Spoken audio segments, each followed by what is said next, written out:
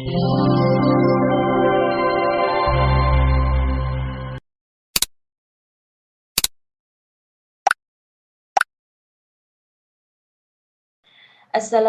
Assalamualaikum warahmatullahi warahmatullahi wabarakatuh. wabarakatuh. Bismillahirrahmanirrahim. Alhamdulillah. Wabihi nasta'inu ala umuri dunya dunya wad din. waddin. Wassalatu wassalamu ala Ala asrofil anbiya'i wal anbiya'i wal mursalin. mursalin. Amma Amma ba'du. asbahna wa asbahal alhamdulillahi rabbil Rabbil alamin. alamin. Sahabat fillah, Sahabat fillah, Yayasan Iqra'ul Qur'an. Qur'an. Alhamdulillah, pada Selasa hari ini kita kembali dapat berkumpul bersilaturahim dalam kajian ilmu. Kita kembali dapat insyaallah kita hadir di tengah kita Ustadz Agus Al-Muhajir. Beliau adalah seorang yang luar biasa. Alhamdulillah, beliau sudah bisa meluangkan waktu untuk memberikan pencerahan kepada kita semua tentang tema kematian yang dirindukan. Bismillah Ustadz. Alhamdulillah hari ini sudah mulai banyak partisipan yang masuk. Alhamdulillah ada 13 orang teman hari ini. Mudah-mudahan masih antri di belakang sedang berusaha untuk masuk. Bismillah. Ustadz, terima kasih atas kesempatan dan waktunya. Insyaallah di episode kali ini kita akan berusaha ya Ustaz ya, mengenai perjalanan kita dari awal kita Allah ciptakan sampai nanti untuk menjelaskan di manakah kita akan berakhir, insyaallah.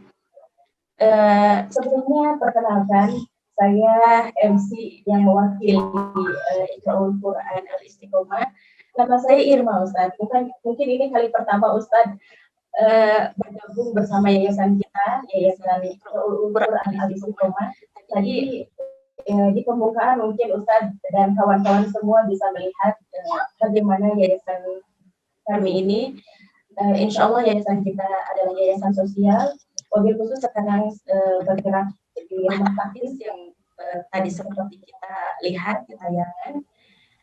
Tidak usah berlama-lama, insyaallah Ustaz ya.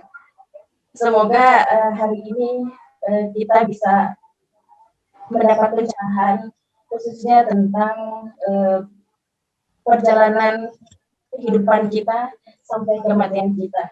Yang kalau boleh saya kutip dari kata-kata Indonesia mungkin ada juga di hadis ya, kematian itu kalau menurut saya adalah puncak pertemuan seorang hamba dengan Allah. Untuk itu tidak lama saya berbuka jiwa. Silakan kepada Ustaz, kami silakan untuk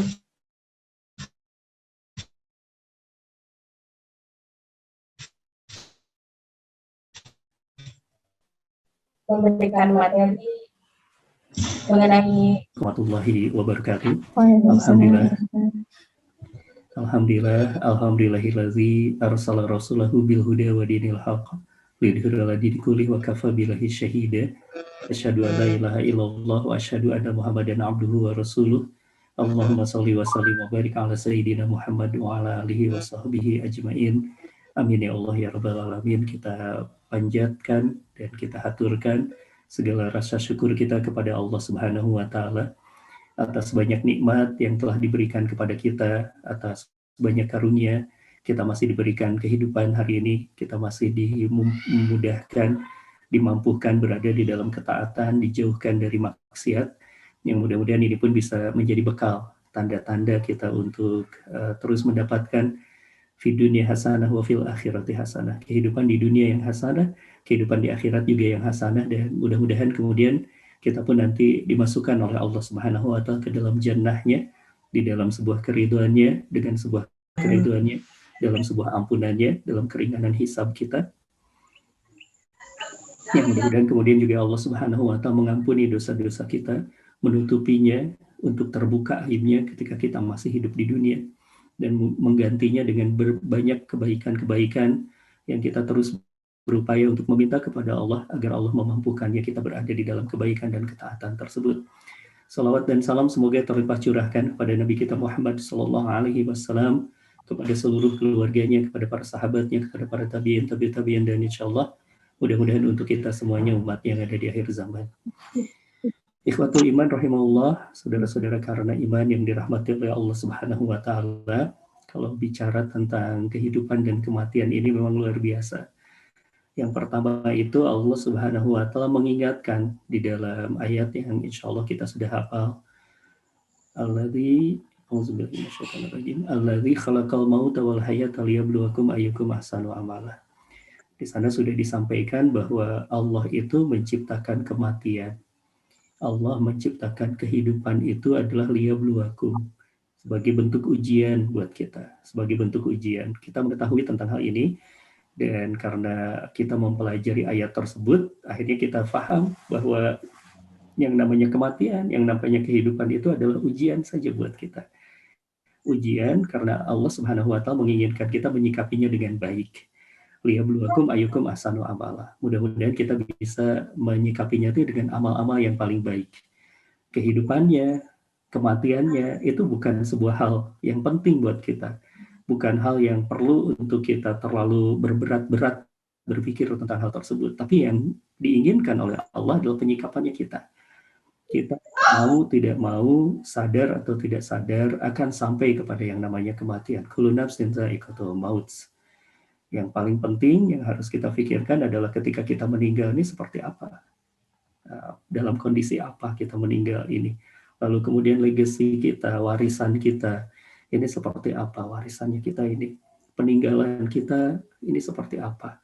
Apakah Allah ridho terhadap segala apa yang pernah kita lakukan di dunia ini atau tidak. Itu yang perlu untuk kita pikirkan. Kematiannya pasti, kematiannya niscaya. Hancurnya dunia saja niscaya. Ini pun adalah satu hal yang diingatkan oleh Allah, kullu man 'alaiha fan, semuanya fana. Tidak layak kemudian kita juga merasa memiliki hal yang fana, termasuk juga merasa memiliki kehidupan. Kehidupan ini bukan milik kita. Kehidupan ini adalah ujian buat kita. Di mana sebuah ada panggung yang begitu terbentang, ada sebuah ujian yang begitu terbentang. Nah, bagaimana kemudian kita menghadapi daily-nya, satu hari demi satu harinya, satu waktu demi satu waktunya, kita isi dengan amal-amal yang paling baik. Maka mengingat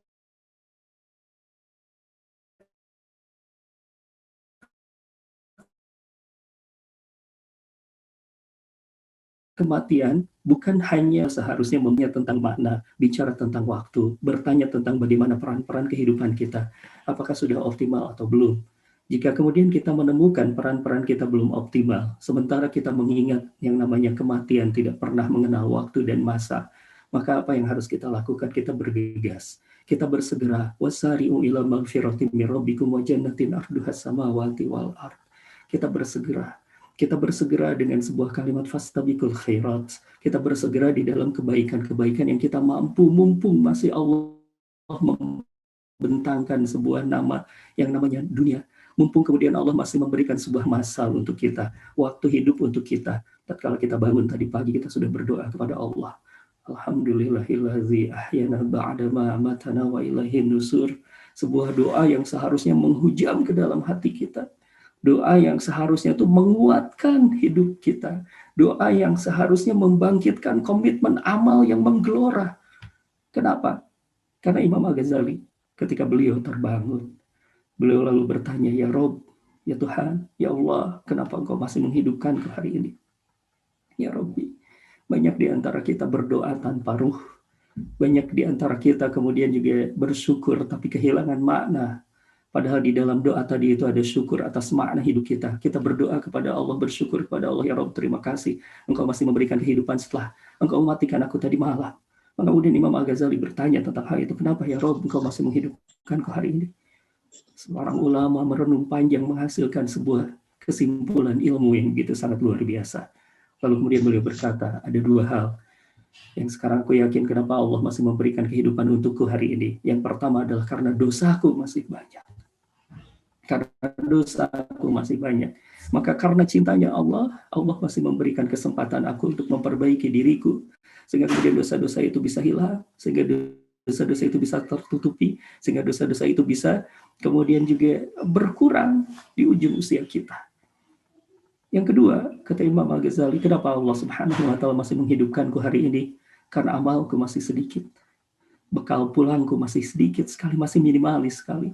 Maka kemudian Allah Subhanahu wa Ta'ala memberikan hari ini, bekal hari ini, sebuah medan untuk kita bergegas, sebuah medan, sebuah tempat untuk kita kemudian mengumpulkan barang-barang yang berupa bukan barang fisik, tapi berupa amal-amal soleh kita, berupa bagaimana kita bersungguh-sungguh mengerjakan segala amal-amal yang kita mampu, yang ada di depan mata kita, sampai kematian itu tiba. Sebelum kemudian juga ada malaikat maut yang mendatangi kita, yang kemudian mencabut nyawa kita, memisahkan ruh dengan raga kita. Maka kemudian dua agenda itu adalah dua agenda besar. Yang mudah-mudahan kita bisa sadari tatkala kita kebangun tidur, ketika kita terbangun di tidur kita, lalu kemudian kita berdoa, Alhamdulillahilladzi ahyana ba'da ma amatana wa ilaihin nusur. Segenap rasa syukur kita, ya Allah, Engkau tahu, Engkau Maha tahu betapa masih banyak dosaku. Engkau Maha tahu betapa masih sedikit amalku. Maka hari ini ya Rob, aku bersyukur atas segala nikmat sempat ini, atas segala nikmat waktu ini. Maka izinkan aku mengisinya dengan amal-amal soleh. Maka izinkan aku mengisinya dengan amal-amal yang kemudian membuat Engkau ridho, membuat Engkau cinta, membuat Engkau menyayangiku. Maka itu yang harus kita lakukan. Ikhwatul iman rahimahullah. Sebuah kesadaran kita menikmati waktu, memaksimalkannya dalam taat, mengoptimalkannya dalam sebuah iman kita kepada Allah dan ibadah yang sepenuh hati kita. Masya Allah. Maka inilah esensinya kita bicara kematian. Bicara kematian bukan hanya sekedar pengetahuan. Bicara kematian bukan hanya sekedar kita membaca bertumpuk-tumpuk kitab para ulama. Berbicara tentang kematian bukan hanya sekedar menceritakan kabar tetangga kita sudah meninggal, saudara kita sudah meninggal. Bukan hanya sekedar mengabarkan bahwa ada keluarga kita yang meninggal, bukan. Tapi berbicara tentang kematian adalah nasihat buat kita, agar kita bergegas beramal. Karena hari esok itu belum tentu kita miliki. Bahkan bukan hanya hari esok, malam pun ketika kita sedang berada di siang hari seperti ini, malam pun belum tentu punya kita. Malam pun belum tentu milik kita. Maka kita harus bersegera. Tidak heran ketika Rasulullah SAW berbicara tentang al-kaisu. Siapa orang yang paling cerdas? Orang yang paling cerdas adalah orang yang senantiasa mengingat kematian.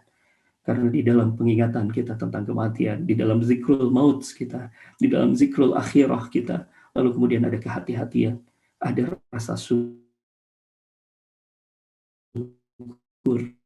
Kematian faidahnya banyak, termasuk rasa sabar kita. Termasuk kemudian kita bisa merasakan yang namanya sabar, lezat dan manisnya iman, lezat dan manisnya tawakal kepada Allah. Kenapa? Seberat apapun kehidupan kita, tahu ujungnya adalah mati. Ujungnya adalah mati.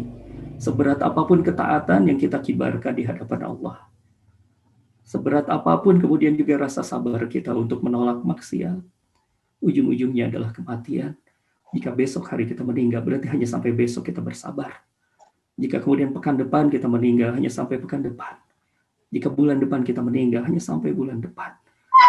Satu hal yang akan membuat kita bersabar, membuat kita mudah memaafkan orang lain, membuat kita kemudian juga mudah lapang hati kita menyikapi apapun yang diberikan oleh Allah. Kita ridho terhadap Allah. Kenapa? Karena kita sadar, toh apapun sesuatu yang mungkin kita tidak suka, sesuatu yang mungkin kita bersedih atasnya, tapi kan itu semuanya akan hilang, akan berakhir. Ketika kematian itu tiba, akan berakhir dan kita akan menikmati. Kita akan menikmati hasil sabar kita. Kita akan berpanen nanti di negeri akhirat.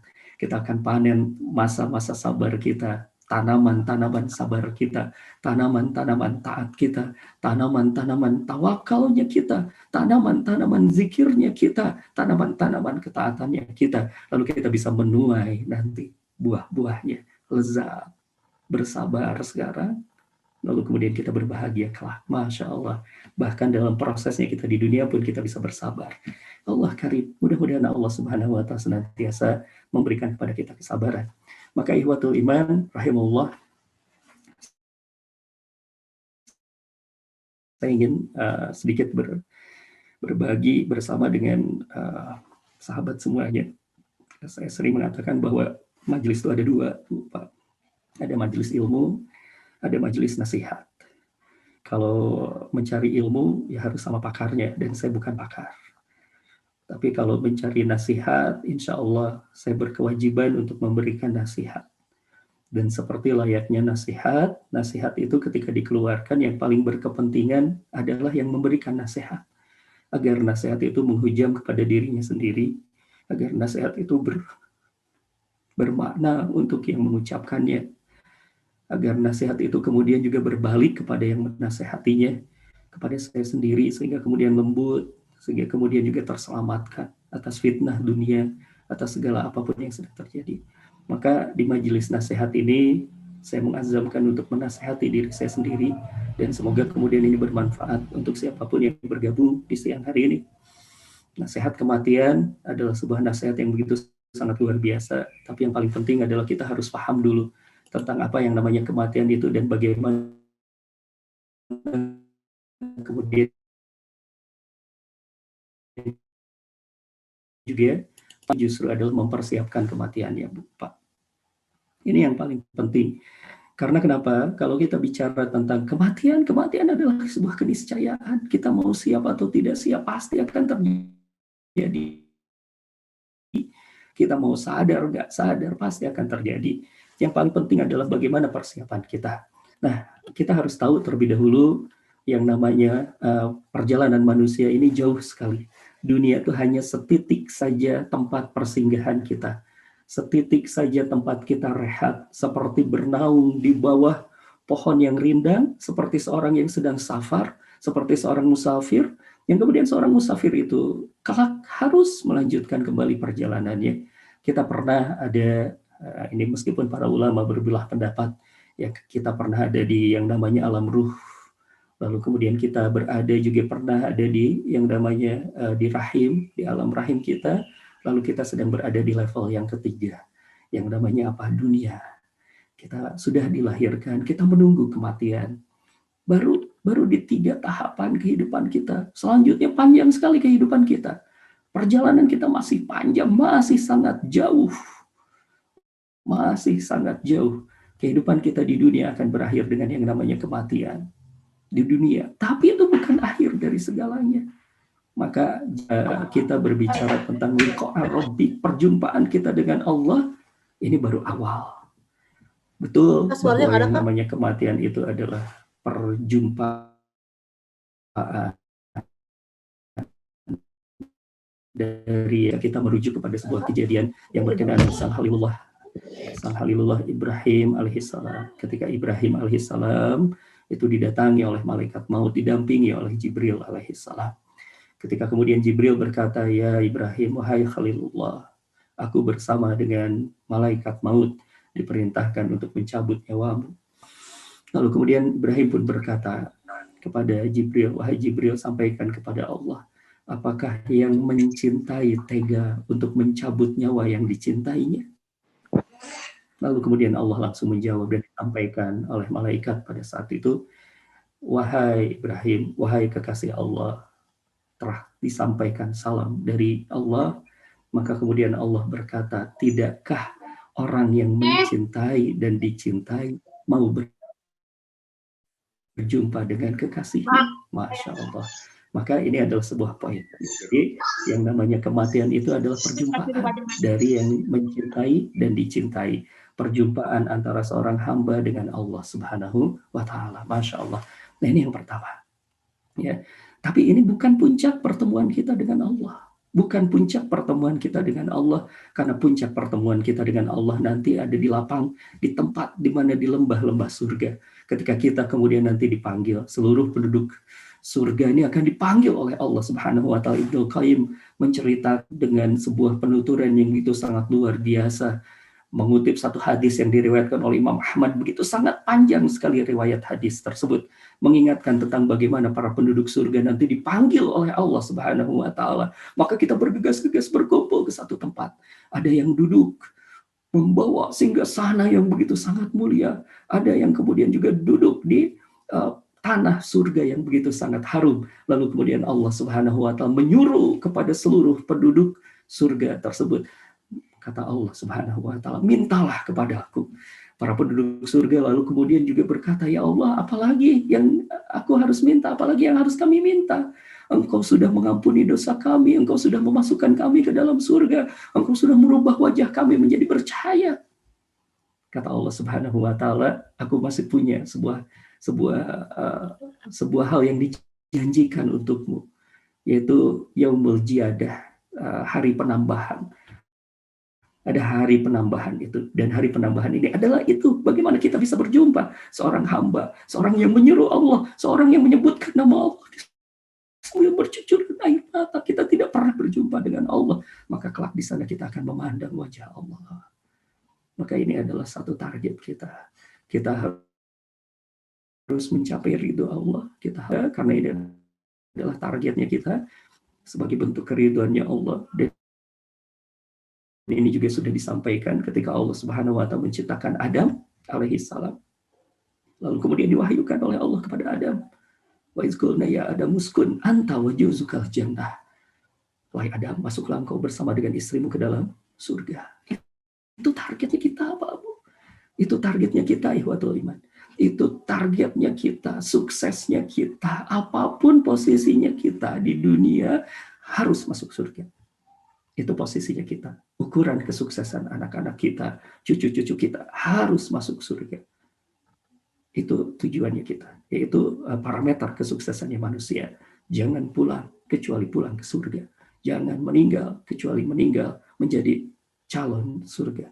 Masya Allah. Nah itu perjumpaan kita. Tapi untuk sampai ke surga itu perjalanannya lama. Perjalanannya panjang. Jika kita meninggal besok hari, atau jika kita meninggal pekan depan atau bulan depan, kita akan menunggu di satu alam yang namanya barzakh. Sebuah alam permulaan dari alam akhirat yang kita harus menunggu. Menunggu 100 tahun lagi. Kalau kita misalnya menunggu kiamat itu 1000 tahun lagi, maka kita harus menunggu 1000 tahun lagi. Karena alam barzakh ini akan berakhir dengan sebuah fase yang namanya kiamat. Kiamat. Saat dunia dihancurkan. Saat kemudian langit digulung oleh tangan Allah, saat bumi kemudian juga digulung oleh tangannya, saat kemudian juga Allah berteriak, "Aina suraka?" Di manakah orangnya? Di manakah sesuatu yang kau sembah selain aku? Masya Allah, gitu ya. Nah ini hari kiamat itu. Lalu kemudian setelah hari kiamat itu tiba, maka kita akan muncul, akan sampai kepada Yaumul Ba'ats, saat dimana kemudian juga semua orang-orang yang mati itu termasuk kita dibangkitkan kembali oleh Allah. Yaumul Ba'ats, di mana hari yang begitu sangat mencengangkan, di mana hari yang banyak mata terbelalak, di mana banyak orang yang kaget dengan itu semuanya, di mana banyak juga orang yang dibangkitkan dengan wajah yang muram, hitam, karena takutnya. Dulu dia mendustakan tentang harinya kebangkitan, tentang adanya kebangkitan. Sekarang betul-betul di depan matanya, surga dan neraka terlihat. Orang-orang yang diseret, dilemparkan sudah terlihat. Masya Allah. Maka di hari kebangkitan itu, tetapi kemudian juga ada orang-orang yang mukanya begitu sangat bercahaya, senyumnya begitu sangat indah.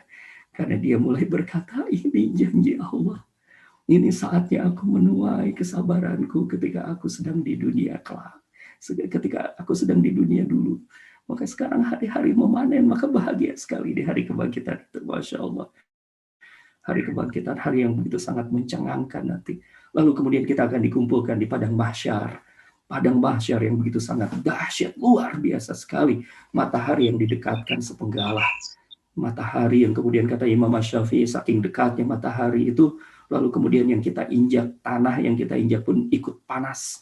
Sehingga keringat itu bukan bercucuran hanya dari kepala kita, tapi semua kita berkeringat. Sampai ada orang yang tenggelam di dalam keringatnya.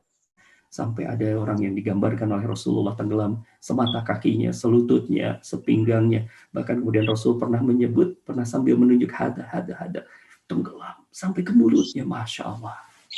Tenggelam sampai ke mulutnya. Ibnu Qayyim menjelaskan tentang hal itu, bahwa itu ada hubungannya dengan amal. Kalau kita tidak ingin tenggelam dengan dosa kita tuh, keringat dosa kita, maka perbaiki amal kita di dunia. Itu hal yang begitu sangat luar biasa. Imam Bukhari menggambarkan bahwa dari sekian banyak hadis, kemudian beliau menyimpulkan lama kita di padang mahsyar itu kurang lebih adalah 50.000 tahun. Bahkan ada yang mengatakan minimal 5.000 tahun. Masya Allah, sebuah hal yang begitu sangat lama di padang mahsyar. Ketika hal itu, Masya Allah, berat sekali. Kita perlu ada naungan, kita perlu, Masya Allah, luar biasa. Ini di padang mahsyar. Lalu kemudian kita pun akan masuk ke dalam sebuah episode yang tidak kalah luar biasa, dan bahkan ini yang paling mendebarkan. Apa itu? Yaumul Hisab. Kita akan dibukakan buku catatan amal kita. Seseorang akan kemudian harus mempertanggungjawabkan, akan berhadapan dengan Allah tanpa pengacara, tanpa perantara. Kita akan dibukakan, ditunjuk-tunjuk, ini Anda sudah melakukan dosa ini, silahkan baca. Masya Allah, Yaumul Hisab. Yang kemudian hisabnya itu adalah mithqala dzarrah, sekecil apapun, sebesar zarah pun harus kita mata yang berkhianat, jari-jari kita yang melakukan maksiat, maka kemudian itu harus dipertanggungjawabkan. Tatkala lidah, tatkala kemudian tak mampu lagi bicara, tangan dan kaki yang bersaksi atas segala nista dan maksiat kita, maka itu adalah yaumul hisab yang itu sangat berat. Belum sampai di situ, belum habis kengerian-kengerian kita di situ. Yang mudah-mudahan kemudian kita selamat. Lalu kemudian ada yaumul mizan, ditimbang amal-amal kita. Di situ ada keadilan Allah nanti tegak. Ada orang-orang yang diampuni. Ada orang-orang yang tidak menyangka ternyata amal kecilnya itu bisa sangat berat sekali timbangannya di hadapan Allah. Ada seorang, Masya Allah, yang diceritakan di dalam Riyadhus Shalihin. Ada seorang yang dermawan, yang solih, tapi ternyata timbangannya tuh amal keburukan dengan amal kejahatan. Amal baiknya itu seimbang. Sampai kemudian ada malaikat yang berkata, tunggu, masih ada satu amal lagi yang belum ditimbang. Ditimbanglah amal itu. Ternyata itu merupakan timbangan yang begitu sangat berat. Pas diceritakan, ditanya apa itu amalnya. Adalah senyuman dan air mata. Apa itu senyuman dan air mata? Diingatkanlah orang tersebut bahwa pada satu saat dia pernah pergi ke masjid. Dalam suasana yang dingin, musim dingin, lalu dia menemukan ada seorang ibu membawa anaknya menggigil. Kelaparan nampaknya. Lalu kemudian dia yang sedang membawa makanan itu diberikanlah kepada ibu dan anak tersebut. Ibunya menangis, anaknya tertawa. Ibunya menangis karena bahagia, karena dia selamat dari kelaparan dan anaknya selamat dari kelaparan di musim dingin itu. Lalu kemudian anaknya tertawa karena perutnya kenyang. Dan ternyata tertawa dan air mata itu ditimbang menjadi amal kebaikan yang begitu sangat berat. Masya Allah. Bisa jadi ini pun satu hal yang kita pernah sepelekan. Kita membahagiakan orang, kita membuat orang lapang hidupnya, nanti ternyata ditimbang oleh Allah Subhanahu wa Ta'ala. Masya Allah, yaumul mizan. Belum lagi kita kemudian juga masuk ke dalam sebuah hal yang lainnya. Ada yang namanya itu adalah as-sirat, ada ashabul a'raf, ada as-sirat, lalu kemudian nanti ada neraka dan surga. Masya Allah, ini peta perjalanan kita, Ibu dan Bapak. Ini perjalanan kita, Masya Allah, ihwatul iman. Perjalanan yang begitu sangat panjang. Perlu sebuah, bukan segalanya. Dunia ini bukan sebuah tujuan akhir. Dunia ini adalah persinggahan kita sementara. Dunia ini adalah jembatan. Dunia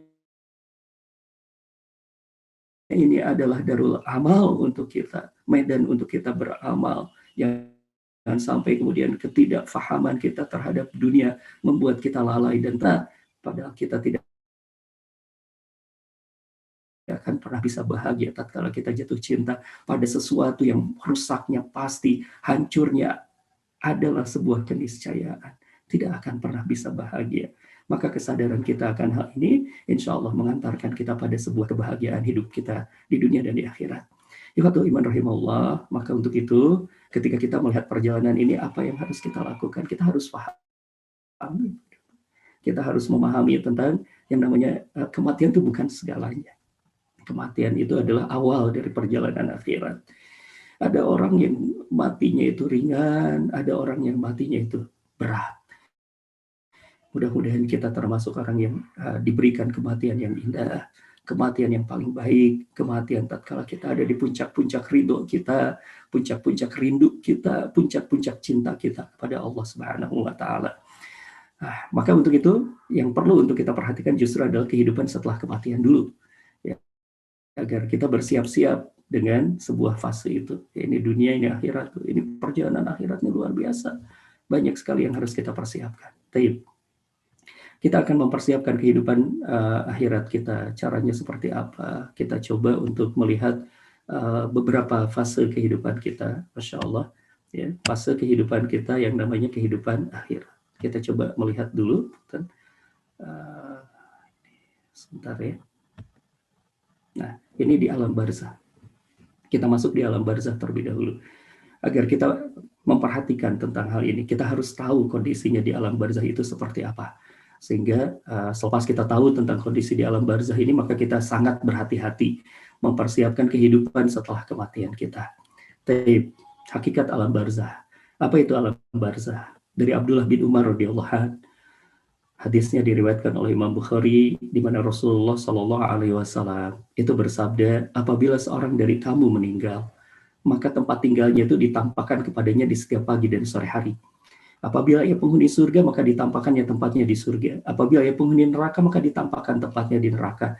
Kemudian dikatakan kepadanya, itulah tempatmu hingga Allah membangkitkanmu pada hari kiamat. Masya Allah. Nah, ini adalah satu gambaran tentang bagaimana kondisinya kita di alam barzah.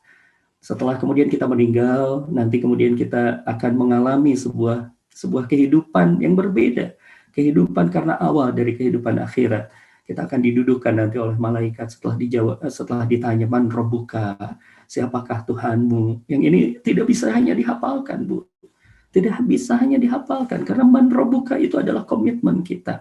Ketika yang ditanyakan adalah Robnya kita, ketika yang ditanyakan adalah Rob, yang Rob itu berarti mengingatkan kita bagaimana kondisi mental kita, bagaimana kemudian akidah kita. Sudahkah kita ini mengakui Allah sebagai pencipta kita, sebagai pengatur kehidupan kita? Sudahkah kita kemudian termasuk orang yang bertawakal utuh kepadanya, pasrah dan menyerah terhadap apa yang dilakukan olehnya, ridho terhadap segala perbuatannya? Maka itu esensinya dari man rabbuka.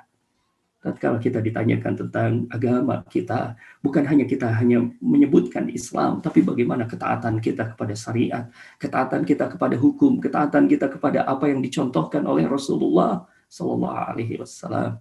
Tatkala kita ditanya tentang imam kita yang namanya Al-Quran, sejauh mana komitmen kita terhadap Al-Quran, bagaimana kita mempelajari, memahami, menjalankan Al-Quran, ketika kita kemudian juga menjadikan Rasulullah sebagai Rasul kita, seberapa komitmennya kita mengikuti sunnahnya. Maka ini nanti akan mempengaruhi kondisi kita di alam barzah ini. Kalau misalnya kemudian seseorang yang meninggal dunia ini menjadi ahli surga, maka ditampakkan padanya setiap pagi dan sore hari tentang surga. Ini sekaligus untuk menjawab syubhat dari orang-orang liberal yang kemudian sering berkata, ya misalnya mau pertanyakan apakah surga itu sudah diciptakan sekarang, gitu ya, atau orang-orang Mu'tazilah yang juga sering berkata seperti itu, apakah surga sudah diciptakan sekarang? Ya sudah diciptakan sekarang, dan ini sudah bisa dilihat, disaksikan, kabarnya sampai kepada saudara-saudara kita yang sudah meninggal duluan daripada kita, ya sudah meninggal duluan, di alam barzah digambarkan, gitu. Mungkin ada orang-orang liberal kemudian berkata, kalau seperti itu berarti surganya mubazir, nggak ada penduduknya. Masya Allah, ada penduduknya di surga itu, ya sudah ada penduduknya. Siapa itu? Di antaranya bidadari. Bidadari sudah nunggu di surga. Karena bidadari diciptakannya di sana, tidak di dunia. Gitu. Nah itu beberapa hal. Jadi ini sekaligus membahas atau menjawab subhatnya orang-orang yang tidak mempercayai adanya siksa kubur, adanya azab kubur, adanya kehidupan di barzakh. Ya, hadisnya sahih digambarkan bahwa nanti kita akan melihat gambaran-gambaran itu. Keadaan manusia di alam kubur, ada sebuah hadis yang diriwayatkan oleh Imam At-Tirmidzi, kubur itu adalah sebuah persinggahan pertama di alam akhirat. Jika seorang selamat di dalamnya, maka keadaan sesudahnya akan lebih mudah baginya. Tetapi jika ia tidak selamat darinya, maka akan terjadi setelahnya lebih pedih lagi nanti, lebih pedih lagi. Ini sebuah awal perjalanan kita di yang namanya kehidupan akhirat, ya, kehidupan akhirat, masya Allah. Nah, di dalam kehidupan barzah tersebut ada beberapa hal yang harus kita hindari. Dan kenapa kemudian kita masuk ke situ nanti karena bahasanya kita kan mempersiapkan kematian, Bu. Mempersiapkan kematian itu berarti kita harus tahu dulu apa nih yang terjadi setelah kita mati. Sehingga kemudian kita bersiap-siap. Karena di hadis-hadis tentang hal ini, di surat atau di ayat-ayat tentang hal ini, itu satu paket. Bicara tentang apa yang akan terjadi di akhirat dan apa penyebabnya.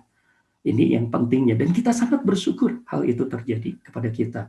Ya, saking Allah suka, saking Allah sayangnya kepada kita, saking Allah menginginkan keselamatannya bagi kita, maka kemudian Allah mengkabarkan tentang surga, mengkabarkan tentang neraka, mengkabarkan tentang azab kubur dan nikmat kubur, sekaligus dengan penyebabnya. Agar apa? Agar kita menghindari itu. Agar kita kemudian juga punya sebuah agenda amal kita. Tadi kan kita bicara tentang mengingat kematian itu mengingat amal harusnya. Agenda amal ini yang harus kita siapkan, begitu ya, masya Allah. Nah, mari kita lihat beberapa dalil ya dari Al-Quran ataupun dari hadis yang ini mengingatkan tentang, kita lihat dulu orang-orang yang terkena yang namanya azab kubur, yang kita berlindung ya, sehabis sholat sebelum salam kita sudah berdoa kepada Allah. Salah satunya adalah kita menginginkan kita terbebas dari azab kubur, masya Allah. Nah, apa itu? Apa itu yang menyebabkannya? Dan bagaimana cara kita menghindarinya? Ada banyak sekali diceritakan oleh Allah dan Rasulnya. Masya Allah, kita berbahagia sekali. Ini saking, sekali lagi, Allah cinta. Tuh. Allah menginginkan keselamatan. Kenapa? Karena Allah tahu kalau kita masuk neraka. Kalau kita kena azab kubur saja, kita nggak bakalan kuat. Apalagi masuk neraka, kita nggak bakalan kuat. Masya Allah. Maka pernah ada seorang mahasiswa dengan pongahnya gitu ya, berdebat kemudian dengan kami. Kemudian dia berkata, saya tuh nggak takut lah sama neraka. Masya Allah.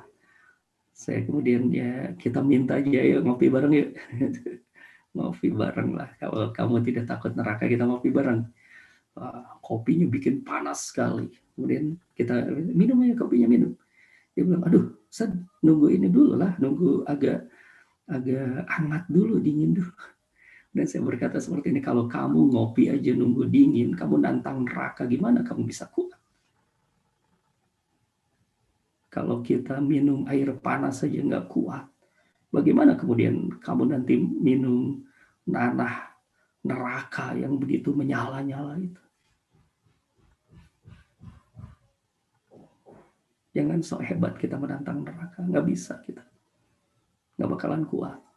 Kalau kena knalpot motor kita aja kita sudah kelojotan. Kalau kita keluar di tengah panas terik saja kita sudah minta ampun. Kalau saya pernah mengalami masa musim panas di Madinah yang sampai 52 derajat saja saya kepanasan. Ini neraka, azab kubur. Maka kemudian kita harus menghindar atas itu semuanya. Kita harus bersiap-siap atas itu semuanya. Kita harus benar-benar bersungguh-sungguh untuk terhindar dari ini semuanya. Masya Allah, kita lihat di dalam surat Thaha ayat ke-124. Ini adalah dalil yang menegaskan tentang adanya azab kubur. Yang disampaikan oleh Allah, وَمَنْ أَعْرَضَ عَنْ ذِكْرِي فَإِنَّ لَهُ مَعِيشَةً ضَنكًا وَنَحْشُرُهُ يَوْمَ الْقِيَامَةِ أَعْمَى. Barang siapa yang berpaling dari peringatanku, maka sesungguhnya baginya penghidupan yang sempit, dan kami akan menghimpunkannya pada hari kiamat dalam keadaan buta.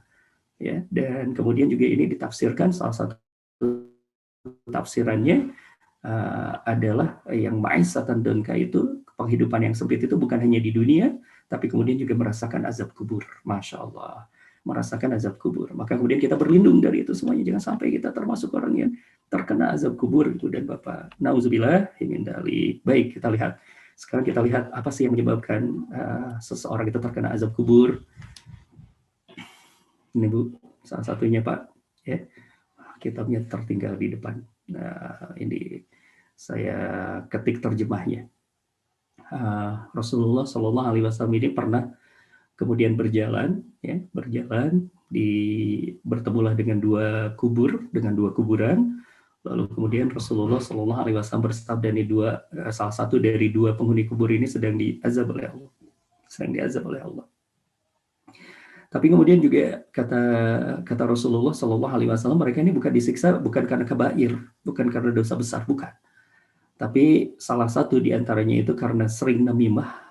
Apa itu namimah? Mengadu domba orang. Dan kemudian yang keduanya itu adalah yang tidak membersihkan diri dari kencing dengan benar, gitu. Ya. Nah, ini namimah dulu kita coba untuk melihat. Satu hal yang sekarang ini rasanya Masya Allah ada di sekitar kita, ya. Ada di sekitar kita saat informasi banjir, saat kemudian juga informasi itu ada di genggaman tangan kita nggak tahu sumbernya dari mana.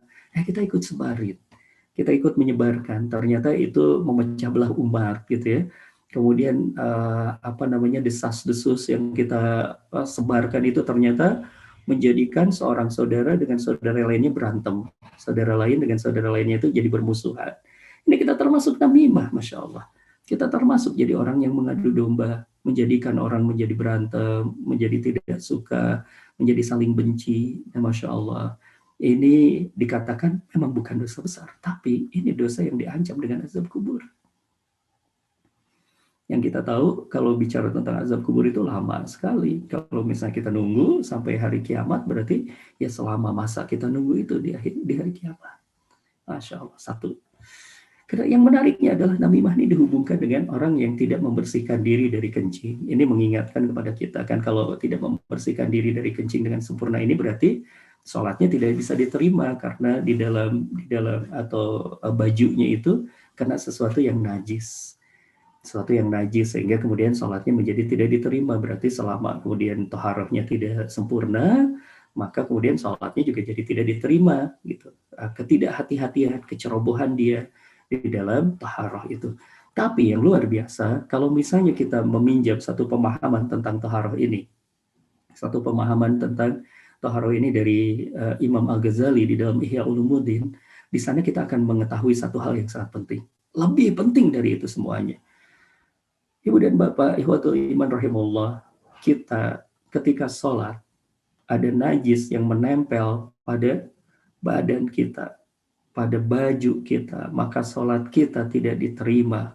Tapi bagaimana dengan lisan kita, dengan najis yang menempel pada lisan kita, yang dengan lisan kita itu kita mengadu domba orang, kita melakukan fitnah, kita berghibah, maka ini adalah najis lisan kita juga.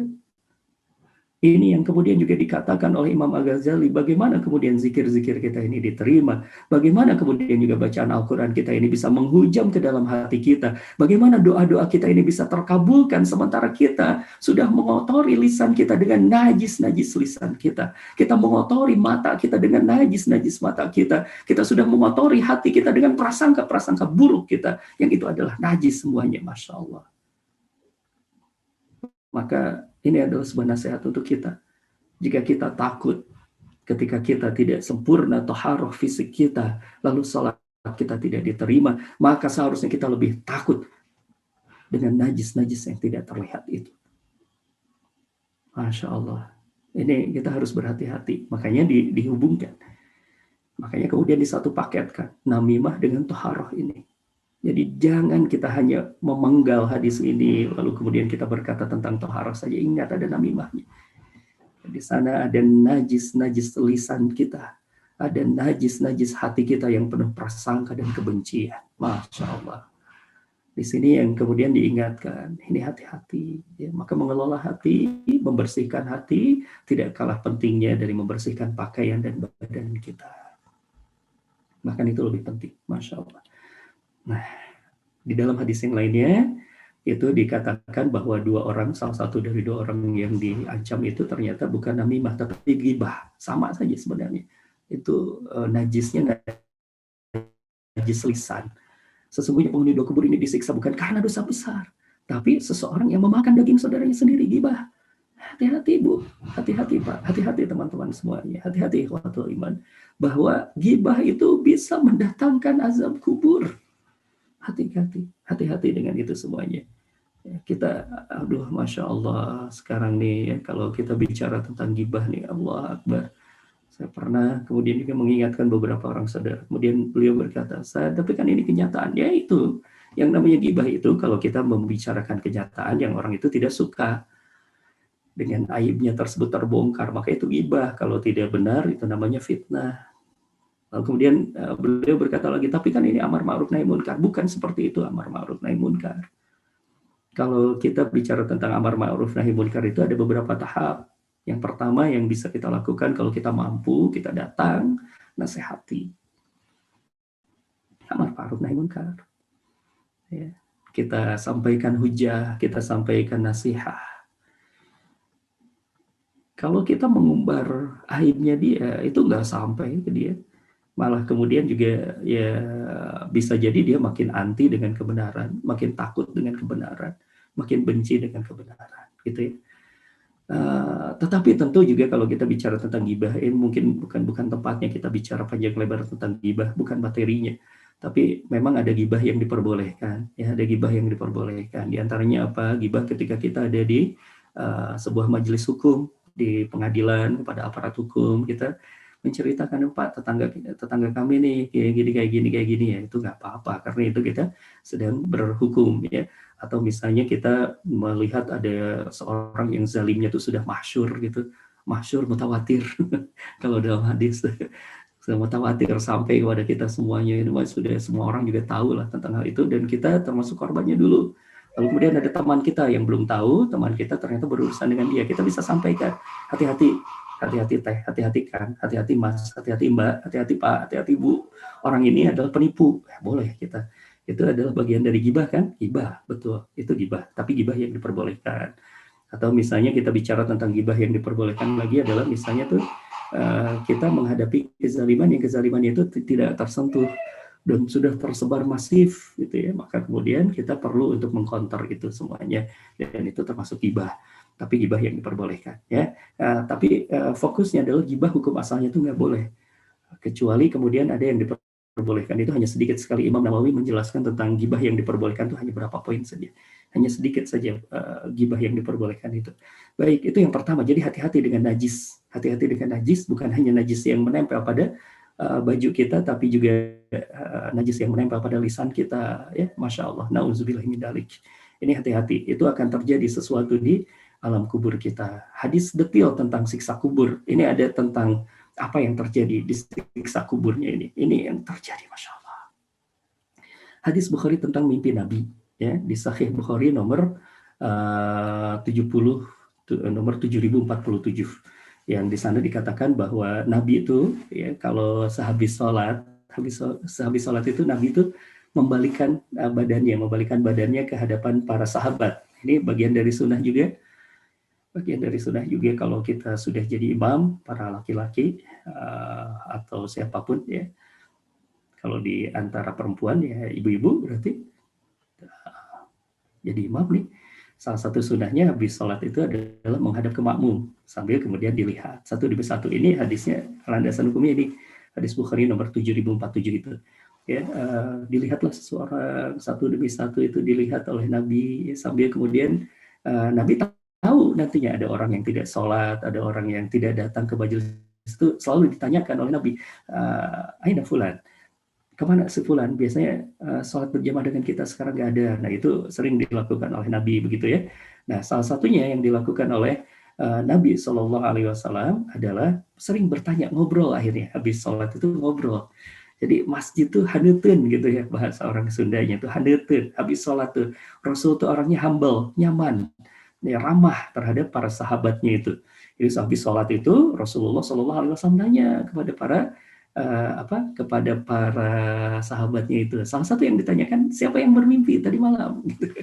Nah gitu, siapa yang bermimpi tadi malam? Dan kalau misalnya ada yang bermimpi itu ceritalah kepada Rasul. Jadi ya larangan tentang bercerita tentang mimpi itu tidak saklek ya. Karena juga ada hadis yang lainnya, ada hadis yang lainnya.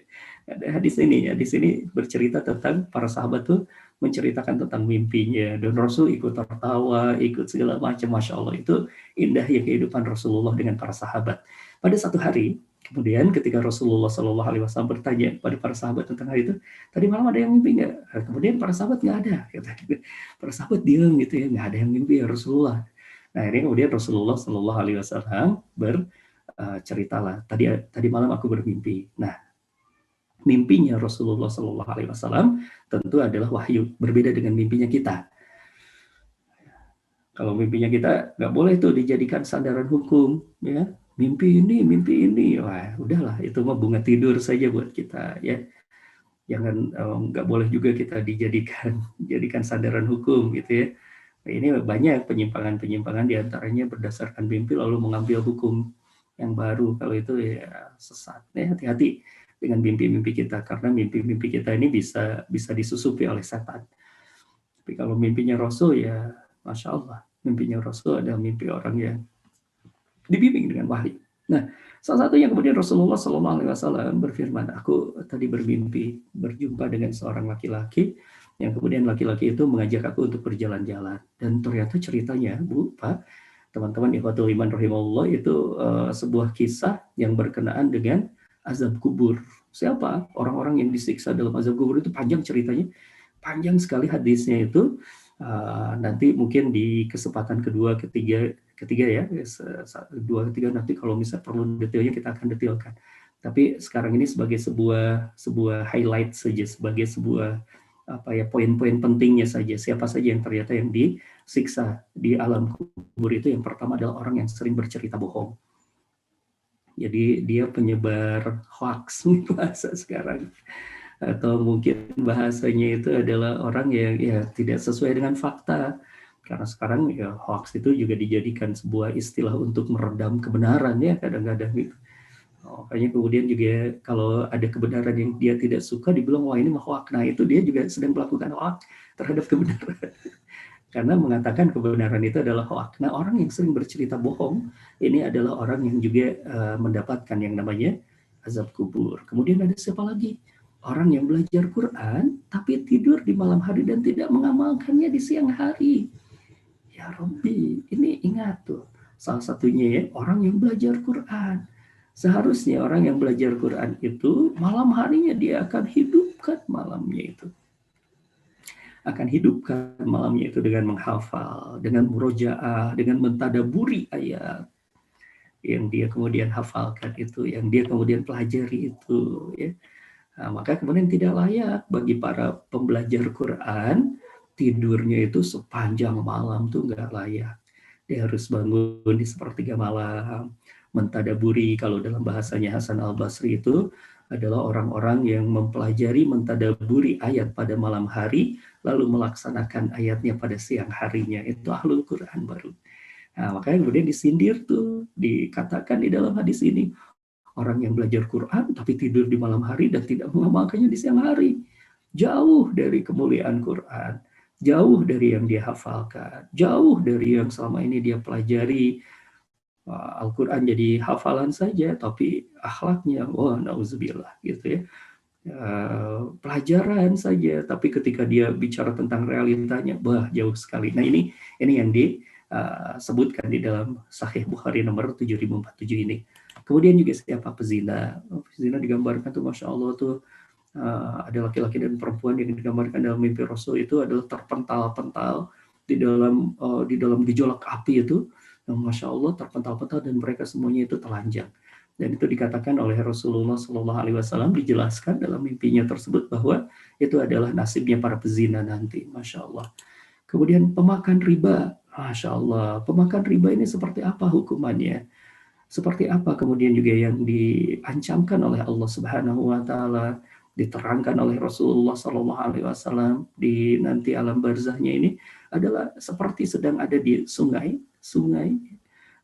tenggelam di sungai, lalu dia berenang pergi ke tepian itu, tapi kemudian juga ada orang yang melempari orang yang memakan riba ini sampai masuk batunya itu ke mulutnya. Nah itu seperti itu. Hukuman bagi orang-orang yang pemakan riba bahkan ketika sampai di barzah. Ketika sampai di barzah. Nah kalau orang yang belajar Quran tadi saya belum sampaikan ya. Orang yang belajar Quran ini gimana di barzahnya itu dilemparkan dengan batu, ditimpa dengan batu besar, hancur kepalanya utuh lagi. Gitu. Karena cuma jadi ilmu saja di sini. Nah, kalau orang yang bercerita bohong itu digambarkan dalam hadis ini adalah ditusuk dengan besi dari sini ke sini nembus tuh. Jadi kepala dari pelipisnya sampai ke arah lehernya itu tembus gitu. Nah itu bagi orang yang sering bercerita bohong. Bagi pemakan riba ini dilempari masuk batunya ke dalam mulutnya begitu. Itu ya, dan lebih detail siksanya ada di hadis Isra yang ini juga dikisahkan. Jadi bisa kita ambil juga ya, ada orang yang meninggalkan sholat itu diancam juga tidak bayar zakat, mendatangi pelacur, wa nauzubillahi min dalik, suka menghalangi jalan bahkan. Ini ada, ini hati-hati. Orang yang misalnya nih kita kan tinggal, saya misalnya tinggal di permukiman yang cukup padat gitu ya. Lalu kemudian misalnya tuh ya iseng lah ada orang parkir di depan rumah gitu ya. Sehingga saya nggak bisa keluar dari rumah gitu.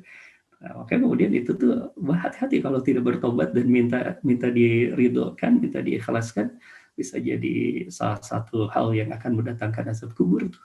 Yang suka menghalangi jalan, mengganggu, ya, nongkrong di pinggir jalan sehingga kemudian ini laki-laki para pemuda bisa nongkrong di pinggir jalan sambil gigitaran gitu, sambil gangguin orang lewat, hati-hati. Ini termasuk juga yang disiksa di dalam hadis Isra ini digambarkan. Kemudian khianat terhadap amanat. Masya Allah itu gambarannya itu nanti orang yang meminta amanat tapi kemudian dia tidak mampu, dia berkhianat lagi, dia minta lagi amanat itu seperti bawa bebannya itu ditambah terus sampai dia jatuh bangun lagi, Masya Allah. Nah itu gambaran berkenaan dengan apa yang terjadi di barzah. Kemudian juga juru pidato yang menyebar fitnah, ya Rabbi, ya, dosa lisan, ini juga yang diancam di dalam satu hadis, di dalam hadis Isra yang bercerita tentang dosa kubur ini. Baik, nah untuk yang kedua dan yang ketiganya nanti kita bisa masuk ke agenda berikutnya ya, tentang amal-amal yang harus kita lakukan, tentang bagaimana kita berlindung dari azab dan fitnah kubur, tentang bagaimana kita ini bersungguh-sungguh untuk menyiapkan amal-amal kita, bagaimana kita membenahi amal kita, bagaimana agar amal kita ini bisa diterima oleh Allah, sehingga kemudian itu bisa terhindar dari yang namanya sebuah musibah di hari akhir nanti. Wallahu a'lam, kurang lebih untuk hari ini dicukupkan dulu sampai sini untuk sesi pemateri.